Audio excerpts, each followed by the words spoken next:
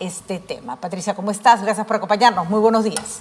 Buenos días, Patricia, un gusto. Bueno, ya lo decíamos y lo hemos venido comentando, Patricia, el hecho de que el presidente Castillo consigue flotar en una aprobación que ronda el 30-35% y que, digamos, puede bajar puntos más, puntos menos, pero que se ha convertido en su núcleo duro. Para la mirada de ustedes no hace más que confirmar una tendencia, me imagino.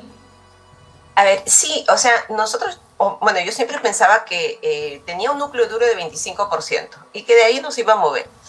Pero si uno lo ve desde largo plazo, el presidente Castillo, con todos los problemas que tuvo su asunción de gobierno, comienza con 38%. Si después de un año y 3 meses, luego de una guerra del Congreso, de los medios y todo el mundo contra el gobierno, no digo que el gobierno sea un dechado de virtudes, solamente que digo que ha sido un ambiente muy crispado todo este año, a lo largo del tiempo tú ves que no ha bajado mucho. Exactamente. De aprobación. Y lo que de alguna manera, no sé si sorprende, pero la tendencia al alza, si uno lo ve por las distintas macrozonas en los últimos meses, si bien no es estadísticamente, no registra aumentos estadísticamente significativos, ves una tendencia al alza en Lima, en el norte, en Oriente, y en general, no tanto en el centro y el sur, que como que ha tenido la misma aprobación más o menos estable, un poquito más alta que el resto, pero esas zonas que se supone que estaban un poquito más del lado de la oposición o son más anticastillistas, el Oriente no, el Oriente siempre ha estado expectante, digamos, ¿no? Pero hay como una tendencia al alza, y en Lima también. Entonces creo que también la lectura de la aprobación del presidente se tiene que ver junto con la aprobación del Congreso, ¿no? Entonces, si bien hubo un momento en que se le dio quizá el beneficio de la duda al Congreso porque salió la expresidenta del mismo, que había sido bastante cuestionada también por los actos que había tenido, realmente ha vuelto a lo mismo, a un 10% de aprobación, 6% en Lima. Entonces, mientras el presidente va como en alza, el Congreso sigue con su baja aprobación de siempre, incluso más baja que en otros meses. Hay una estrategia que parece estar funcionando en términos de la popularidad de Pedro Castillo, y es que si nosotros analizamos lo que está pasando últimamente, en tu última columna, Pati, hablas de las pugnas sin sentido, ¿no es cierto?, que tienen a todo el mundo harto, y además la población ni siquiera entiende bien qué cosas se está discutiendo. Ya se llegó a un grado de especialidad jurídica en la discusión que la verdad que cansa y agota. Pero es curioso, no sé si tienes la misma impresión, que escuchamos estas discusiones larguísimas en las que Castillo no aparece ni por asomo.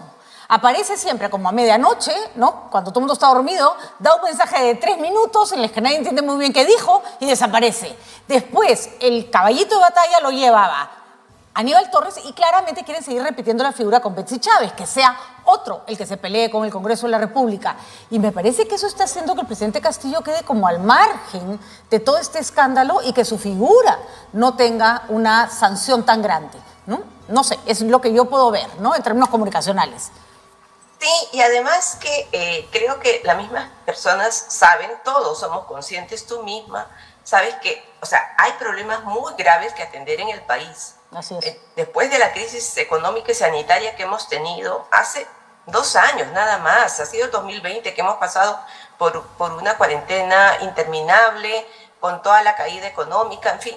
Todos esos procesos son mucho más importantes para las personas que estas pugnas que están teniendo, que lo único que hacen es que la gente desconfíe de la política, desconfíe de la democracia, y que creo que la gente sabe que por atender este tipo de, para lo que algunos serían minucias, digamos, ¿no? O sea, frente a los problemas del país, es totalmente irresponsable. Entonces, o sea, y en ese sentido, como tú dices, o sea, los actores de esta crisis, digamos, es el Congreso que por enésima vez va a plantear una vacancia, creo, y plantea cosas absurdas, ¿no? Plantea cosas muy absurdas, y como que ya no les crees, no les haces caso, ya no tiene mucho sentido. Y creo que fue Ipsos quien hizo la pregunta si ya deberían dialogar, y creo que la gente estaba mucho más a favor del diálogo que este tema de llevar creo que con la actitud del Ejecutivo ya se está llegando a un punto de como que arañar lo último de la legalidad para seguir enfrentándose, y también el Congreso. Entonces, creo que hemos llegado a un punto muy complicado en los que los dos poderes se amenazan, cuando la democracia ni la política puede existir sin esos dos poderes conjuntamente.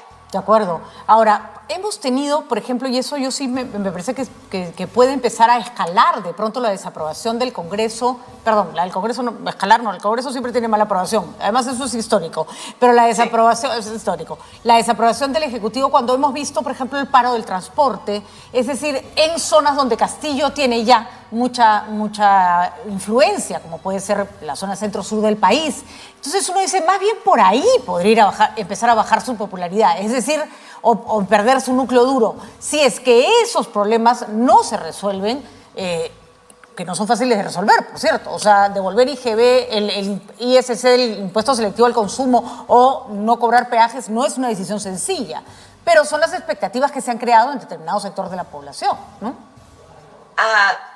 Miren, ahí las cifras te dan la razón, o sea, en el centro y en el sur no sube la aprobación, no hay una tendencia al alza. Justo estas zonas donde tiene más apoyo, se supone, o donde residía la mayor parte de su apoyo. Pero creo que, por otro lado, tienes al Congreso. O sea, si terminas desaprobando a Castillo, o sea, de alguna manera le haces el juego a quienes detestas más. Es como que seas, no sé, hincha de un equipo y juegue tu enemigo número uno con otro y ya pues quieres que pierda ese que es tu enemigo, ¿no? Y vas a apoyar al rival cualquiera sea con tal de que lo chanque, ¿no? Exacto. Exacto. Entonces creo que ahí también eso juega a favor del Ejecutivo, ¿no? Del presidente específicamente, ¿no? O sea, creo que la gente, no toda, obviamente, no hay que perder de vista que la desaprobación es mayor que la aprobación, ¿eh? Y o sea, por mucho, además, ¿no? O sea, son casi 2 tercios contra 1 tercio, ¿no? O sea, más o menos, ¿no? Ahorita está al doble, digamos, está 31, 61, algo así, ¿no? De acuerdo.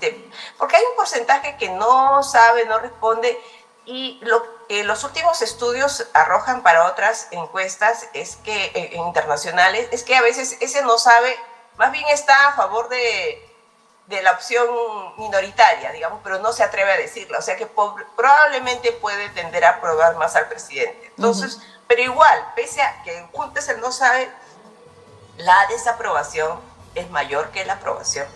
De acuerdo. De acuerdo. Y curiosamente cuando salió la señora Mari Carmen Alba, que le hacía un perfecto balance a Pedro Castillo en el sentido de que así como Pedro Castillo podía recibir mucha desaprobación, ella concentraba una antipatía muy grande, se pensó que de repente la imagen del Congreso subía o que el contrapeso iba a ser mayor, pero no ha habido mayor cambio de actitud, ¿no? O sea, no digo de parte de los actores, sino de parte de la percepción pública, ¿no? Exacto. Y además, todavía el presidente del Congreso, Williams, no es tan conocido, ¿no? Así es, no figura. En el área rural, 28% no sabe, no da una respuesta sobre él. Entonces, Mari Carmen Alba desde el inicio se hizo conocida, porque le gustaba el protagonismo y enfrentarse a la prensa y a quien estuviera enfrente, creo. Esta discusión en la que se han enfrascado el Congreso y el Ejecutivo, hemos visto, por ejemplo, tienes las cifras de cuántas personas han participado en marchas en los últimos tiempos. Ya, digamos que si vemos Lima es una cifra más o menos importante, ¿no es cierto? Estamos hablando de más del 10% de la población ha participado en alguna protesta, pero en el resto del país la cosa no pega mucho, salvo ya, a ver, tenemos en el centro 19%, pero habría que averiguar para qué marcharon, ¿no? Si todas esas marchas eran en contra del gobierno. Recordemos que el centro tiene todo el problema de la minería, es decir, hay otras cosas que convocan a la gente a la protesta. No hay una población movilizada claramente para exigir derechos, no hay un movimiento grande, ¿no? No, y es más, está Perú siempre, y por eso hemos acompañado las cifras con los datos del Barómetro de las Américas, a lo largo del tiempo, desde que se hace esta pregunta en el barómetro, desde el año 2010, los porcentajes están entre 12 y 14% de participación, sin variación. Sin embargo, pese a que uno lo ve bajo, en general, tanto Perú, Argentina y Bolivia son los países que siempre están encabezando a la participación en protestas, siempre.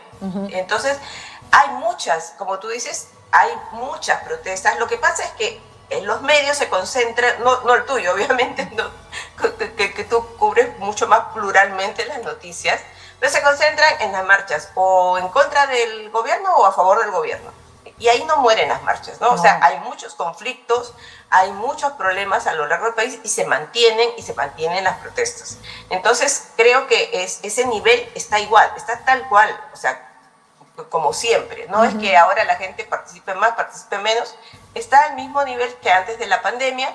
Entonces, creo que también, como dices, ¿no? En Lima, lo que suena, como no tenemos temas tan fuertes de extracción, incluso ni siquiera ha habido marchas por lo del derrame de petróleo. Así es. Que pudo haber sido un problema en los que debíamos habernos involucrado mucho más ciudadanos por lo que pasó y la afectación que hay a los pescadores, ¿no? Entonces, y a toda la gente vinculada con el trabajo alrededor de estas zonas. Pero no ha habido marchas importantes, salvo estas del presidente o como te digo, o a favor de la oposición o a favor del presidente, pero ahí están, no hacen que se mueva los datos a nivel nacional.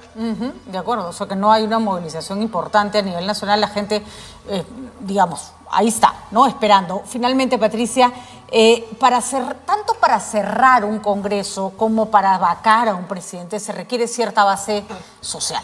Ya vimos que en un caso o en otro, cuando la gente no siente que hay una legitimidad, que se ha hecho de manera abrupta, que se ha hecho sin ninguna razón, el caso Merino creo que es el más claro, ¿no? La gente va a salir a protestar, independientemente de si el presidente que se va les guste o no, y viceversa.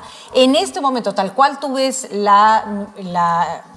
sentir de la opinión pública, ¿alguien tiene una base popular para tomar una medida u otra?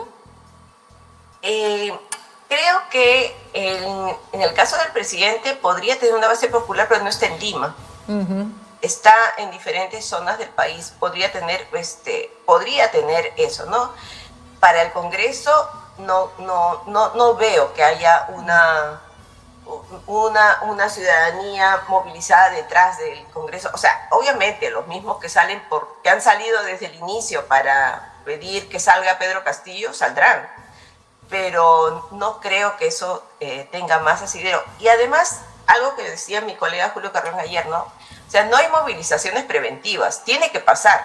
Lamentablemente el drama va a tener que darse. Así es, así es. Ahora, también puede darse la lectura equivocada de parte del Ejecutivo de que están bien, ¿no? Y ya hemos visto que incluso la opinión pública, a ver, Vizcarra tenía un porcentaje altísimo de aprobación, pero cuando lo sacan la gente no pide que lo repongan a él, ¿no? O sea, con las mismas, la popularidad de hoy, más que antes, es muy efímera, ¿no? Sí, o sea, Vizcarra salió con 70% de popularidad, creo, pero, y además él no peleó por seguir. De acuerdo. Quizá, y no había, ese momento, fue un momento muy especial además, o sea, con un Congreso que malentendió las cifras de aprobación que tenía el año de la pandemia. En el año de la pandemia, tanto en el Perú como en todos los países de la región y, sin hablar de otros continentes, la popularidad, la aprobación del presidente, de sus legislativos subió, porque estábamos en una crisis, entonces la gente aprobaba más, o sea, me imagino que teníamos ese sentimiento de solidaridad y entonces todos los niveles de aprobación subieron, pero fue coyuntural y el Congreso lo entendió mal, pues, entendió que tenía algo de aprobación, pero ahora es clarísimo, ni siquiera en Lima, que no quiere a Castillo en general, el Congreso tiene 6% de aprobación. ¿Quién va a salir a favor del Congreso? De acuerdo. No nos vienen buenos tiempos, probablemente tiempos convulsionados, Patricia, porque en este contexto, si estos dos poderes del Estado se siguen rifando el país, porque eso parece que estuviera en una casa de apuestas, ¿no? La gente se va a indignar, ¿no? Y se va a indignar con uno o con otro. A mí me da la impresión, ¿no? Y los dos se necesitan. O sea, no puedes vivir el uno sin el otro. O sea, creo que no entienden eso. No. Claramente no lo entienden. Muy bien, Patricia, muchísimas gracias. Gracias por la información y a leer esas cifras con cuidado. hemos visto demasiada gente que se la cree porque ve que tiene cierta popularidad. Al final esa popularidad no necesariamente se traduce en defender determinados puestos o en aprobar determinadas decisiones. Patricia Zárate con nosotros, muchísimas gracias, del Instituto de Estudios Peruanos. Gracias. Nos vamos a una pausa rapidito y regresamos con más información para ustedes.